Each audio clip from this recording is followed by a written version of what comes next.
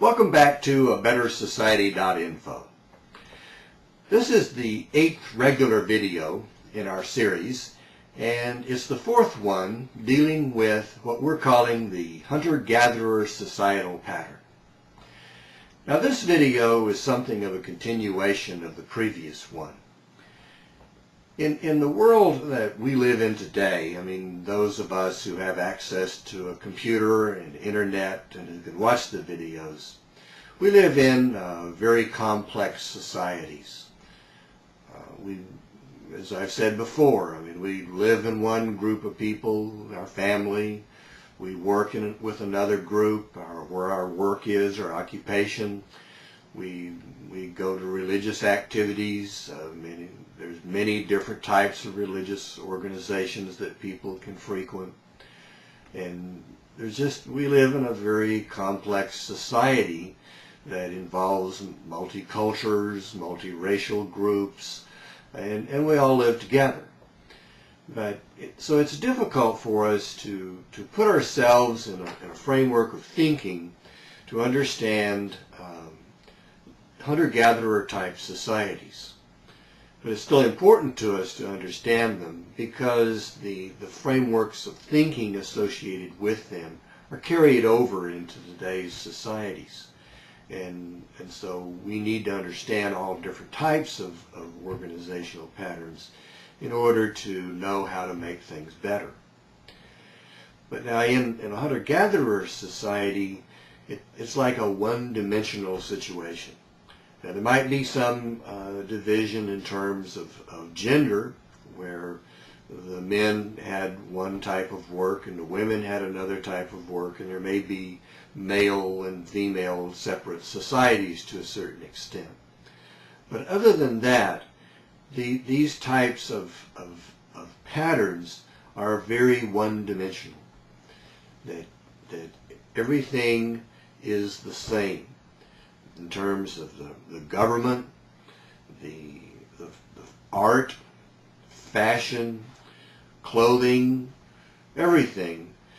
So in order to have it be that way, there has to be tremendous peer pressures.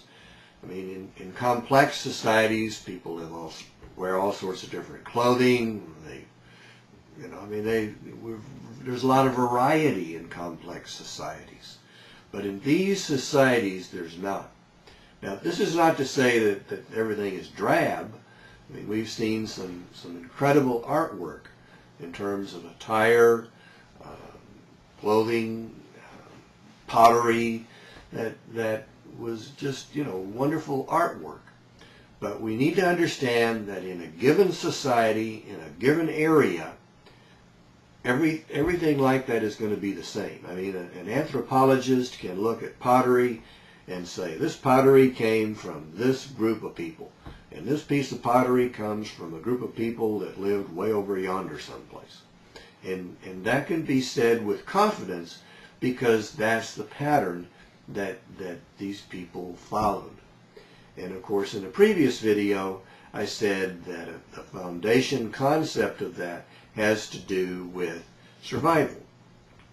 That they had their land and their resources, and those resources were for the people who carried out, who had these types of adornments. And that's how they told that this is us, and everybody else shouldn't be here because these are our lands and our resources. And so I'm putting more emphasis on this by having a second video on it because it's such an important concept, and it becomes the concept itself is important in terms of today's world, and eventually we'll talk about that as how these frameworks of thinking, how these patterns apply in today's world. Now, in this series having to do with the hunter-gatherers, we're probably going to have 2 more videos. One of them is going to have to do with population, and again, it's also related to the economics of their system. And then we're going to have a last video in the series on hunter-gatherers. That's going to be something of an overview and something of an assessment. So I'm going to sign off now, and I'll talk with you later.